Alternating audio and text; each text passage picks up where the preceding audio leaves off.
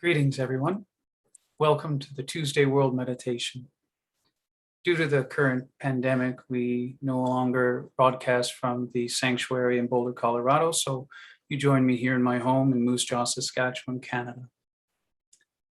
This is a place where we gather as a group to share and contribute together. And before we do so, I invite everybody to surround and protect themselves with the love and the grace of God.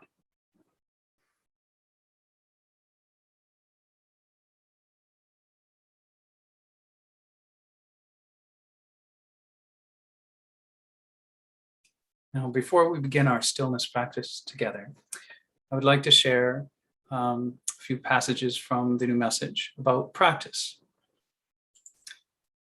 And what I'm sharing today first is my step from yesterday from the continuation training called I Must Understand the Greater Movement of the World, step 22. Here you continue to build your understanding of the greater movement of the world. However, the desire for this must come from within you, and the capacity must be established, or you will not be able to see or to know. Understanding the world in this way gives a greater context for your being here. Greater purpose cannot be realized within a narrow context. You must see yourself in a bigger way. You must establish your relationship with the world on a true foundation. This is part of your foundation building. It's part of the expansion of your understanding and the range and scope of your mental and emotional capabilities. If you think about it, you will see that there are so many things that people cannot respond to emotionally or intellectually. They just cannot entertain these things. They are too big, they're too challenging, or too different. And so they are just rejected out of hand. But you're learning to be with life as it is and as it will be. You're preparing for the future in a way that will enable you to be in the future with greater strength and efficacy. Therefore, turn your eyes to the world again and ask the question, what do I need to know about the world's evolution and destiny? Ask this question without providing your own answers, without emphasizing your preferences, without expressing your fears. These things may come to mind, and you will recognize them. But now, you're waiting for a deeper understanding. You're calling for it. You're evoking it. You're asking the Creator to reveal it to you. You're calling upon knowledge and opening yourself to knowledge. Practice today in addition to your one long practice in stillness and your hourly practices in awareness and discernment. Look and ask that you may see. Now I'm going to read a portion of a chapter 27, from Greater Community Spirituality. And this is the what is the evolution of religion in the world? The human race is at a terminal point, the terminal end of the cycle of the development of international societies. This is where tribes and groups have grown so great, have overlapped so much, and are having such an impact on the environment that they must learn new ways of cooperation. They must join forces. They must grow into a new stage of development, which is represented by a one world community. This is a stage upon which humanity is now embarking. Regardless of the strife and difficulty that exists still between tribes, cultures, groups, and nations, this is the direction of human evolution. This is the course it must follow, for better or for worse. Races that have evolved within their own worlds reach the establishment of international communities and then become a one world community. The development of a one world community coincides with the interaction with the greater community. Here, having a one world community becomes a necessity for survival and development. In worlds where intelligent life has migrated from another world, a one world community occurs much sooner, because often there is only one establishment which gains the dominant position within that world. However, in a world such as yours, which has gone through a very long and protracted period of tribal social development, and which has accelerated in recent centuries into large tribal and then international societies, you now have reached the great threshold where the world must become one community. Perhaps at this moment, it seems incomprehensible that this could be brought about given the current state of the world and people's current attitudes regarding cooperation. However, we are speaking of evolution and not the wishes and the will of people. For even greater than the wishes and the will of people in any world are the destiny and their relationship with life on a larger scale, both within physical reality and within spiritual reality. Life is moving. It is going somewhere. It is developing and cultivating itself. Think of it like this. In your development as a human being, you go through stages of growth. You begin as an infant, you become a young child, you grow into adolescence and to young adulthood, and then to adulthood, middle age, and old age. Each stage is different and requires different skills and different understanding. Each builds upon the stage before it, but each is different and unique within itself. All human beings go through these stages, regardless of their attitudes, preferences, or beliefs. This represents the evolution of their own individual life in the world. This evolution will happen no matter what may be believed or no matter what the prevailing attitudes may be. You will go through the stages of life as an individual. This is also true with nations and even with entire races. They will go through stages of development as well. From a greater community's perspective, humanity at this point is at a very early stage of adolescence. Humanity is beginning to realize its power, but it does not have the responsibility, the understanding of life, or any accountability beyond itself to gain a real foundation for using its newfound abilities in a constructive way. From a greater community's perspective, then, humanity is reckless and aggressive. It is violent and inconsistent. It does not understand itself, its environment, or the nature of its real responsibilities and relationships. However, humanity is moving towards adulthood as a race. This adulthood places it within a larger community, gives it purpose and accountability there, and engenders within it greater responsibilities and a greater concern for others.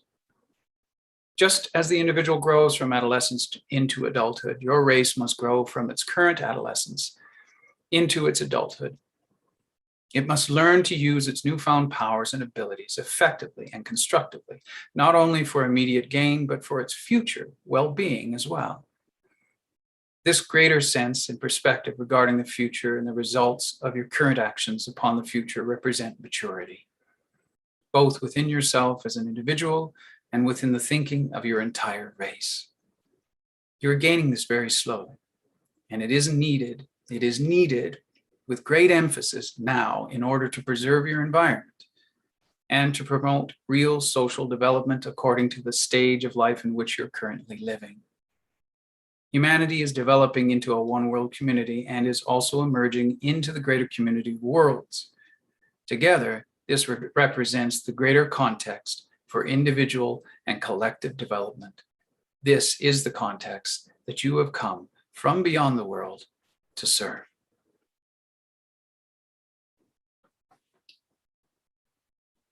Please join me now for a 30-minute stillness practice. Take the time you need to visit your own step today, and then join in stillness.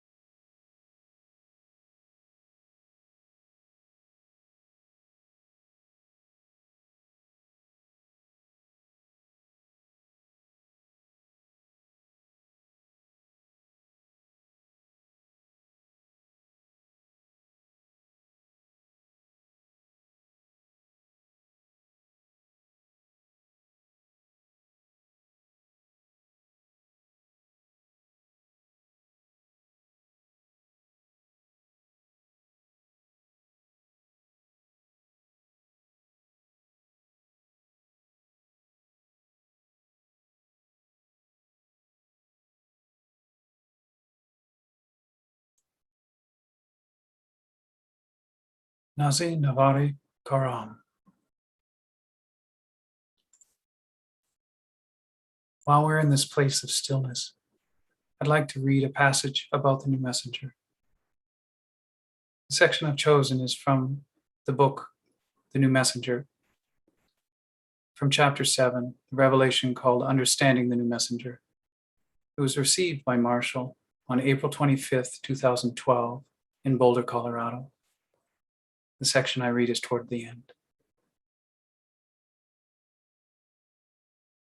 You must see that the messenger is not simply someone carrying packages.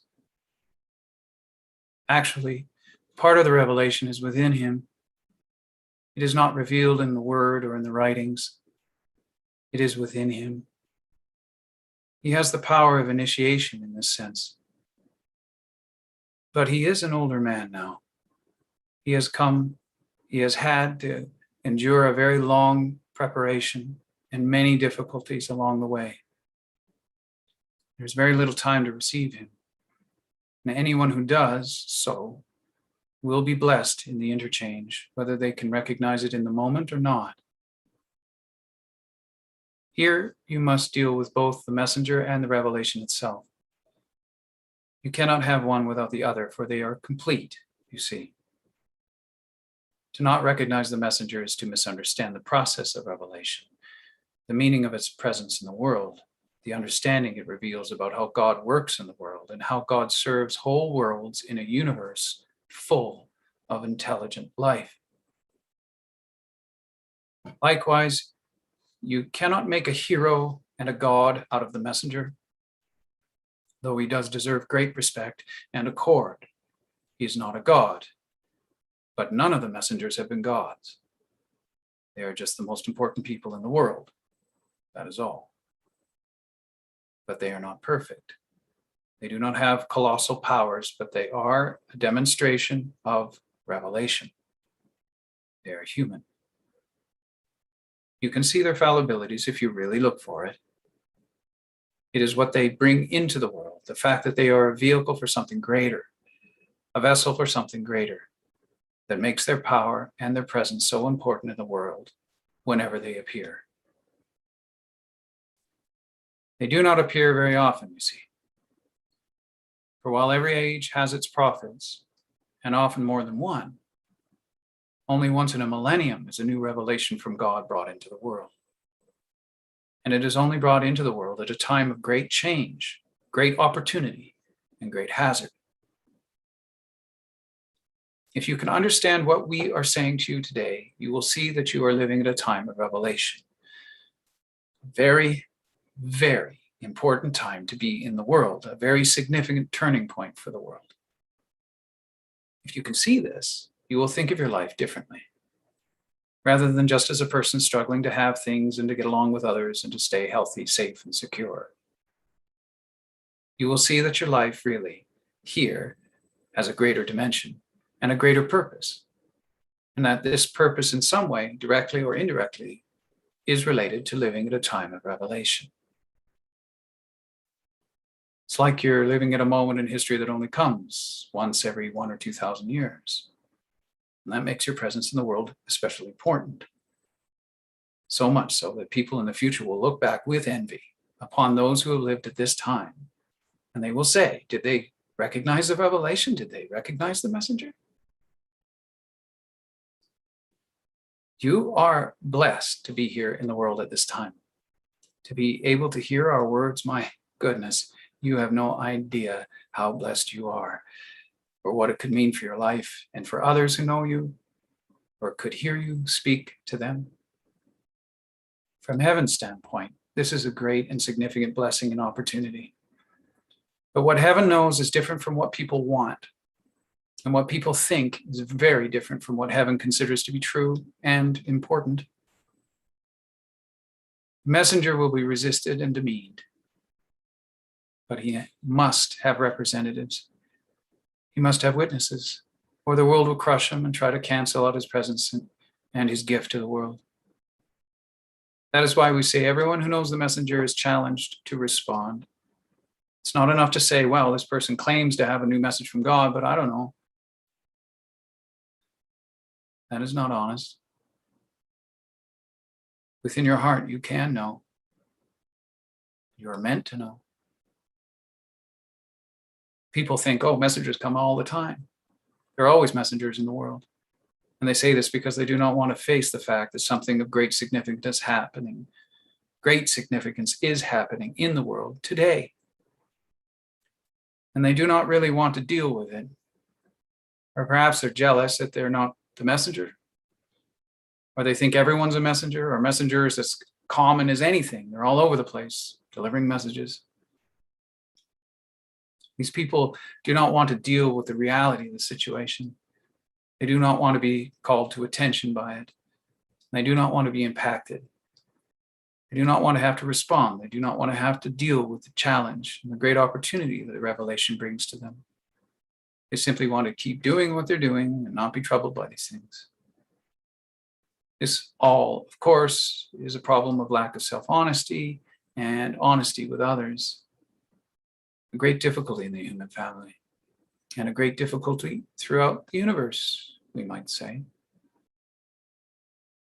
You must see that the messenger is no ordinary person. Without trying to deify him or elevate him to some lofty, perfect position, you must recognize that he is carrying the revelation through hardship, through illness, through opposition. He is carrying it. And if you can receive and respond to it, you must help him in some way, because he cannot alone bring this forth. He will need many witnesses and many advocates. It's a strange thing. People pray for redemption. They pray to have a new life. They pray to be freed from the misery, the shame, the guilt, the regrets from their past. And so when the gift comes to them, they do not want to deal with it. When the answer for them comes, well, it is too big.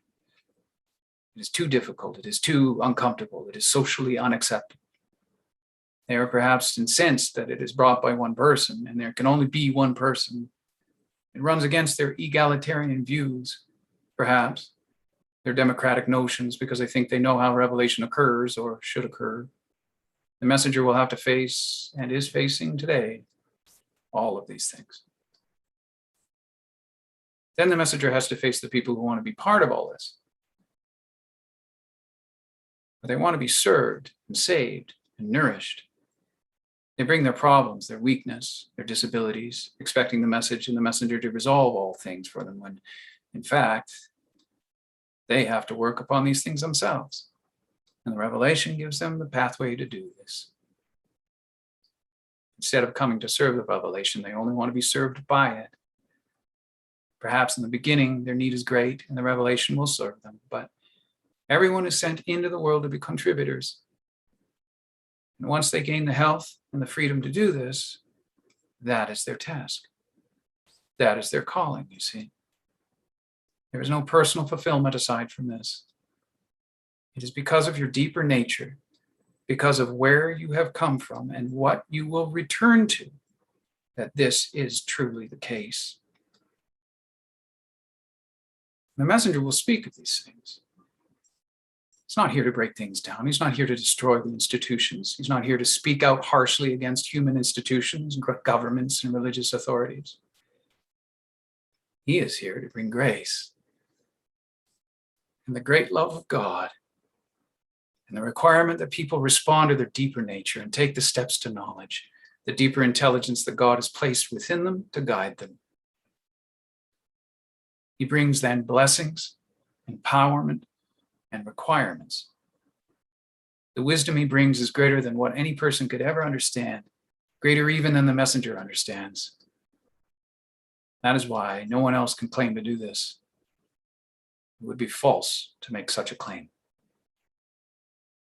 This is the challenge before you. You see, you who are hearing our words, it's not about belief, for that is of the mind. This is about the soul and your heart and your deeper nature, not the fixations of the mind. To reject the revelation because it does not conform to your beliefs is utterly foolish and arrogant, because revelation is always here to take you beyond your current understanding, to reveal to you things that you have not seen or could not see on your own. So to reject the revelation because it does not fit your definitions or your religious ideas is simply to turn your back on that which could lift you up and restore and redeem your life. The messenger will speak of these things. Do you see the challenge here? You cannot make a deal with God, and you cannot come to God on your own terms. God sets the terms and the requirements and provides the opportunities given here in a pure form, without human corruption, without the misuse of others, without being maligned and misused by institutions, governments, and so forth. It is here in a pure form. God has spoken again, and it is here. It is pure. You must find that place within you that is pure to respond to it honestly and responsibly.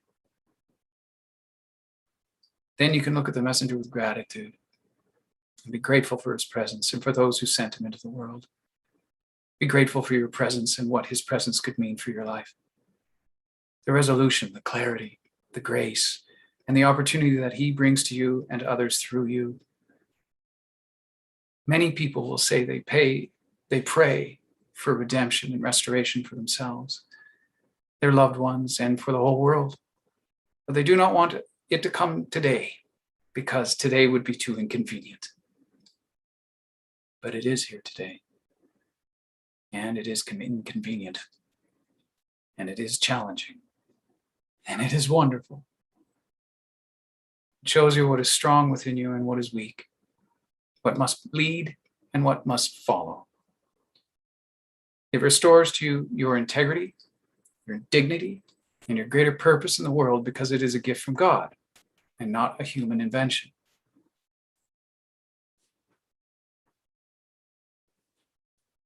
Honor the messenger and help him in any way you can, and accept that you must prepare for your greater role.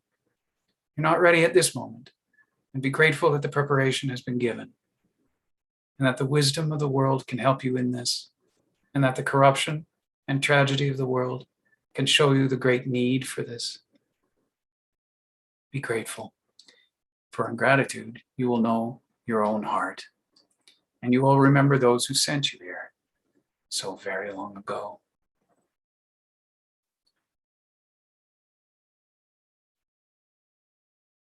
Let's spend a few moments with the messenger and send him our strength and our love and our gratitude.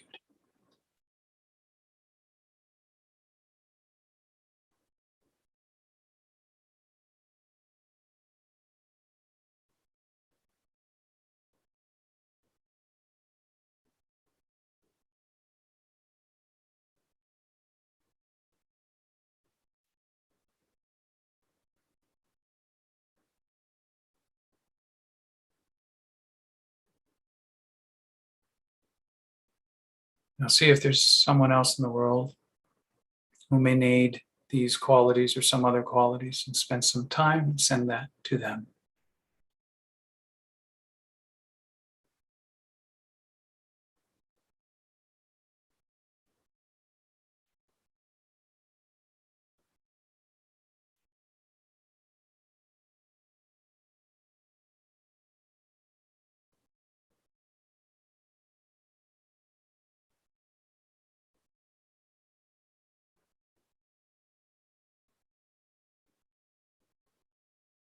Nazi Novari Karam. Thank you very much, everyone. Before I go, I would like to put it out there for anyone who was interested to host these Tuesday night meditation evenings, or whatever time of day it is in your part of the world. But from my own experience, it is a very challenging thing. But I have to tell you, and I can't explain how this is, but it is rewarding beyond your expectations, beyond mine, and that's for sure. So invite anyone else who may be interested in doing this. It shows us different aspects of the revelation through your expression, and that's a gift. Thank you very much. See you next week.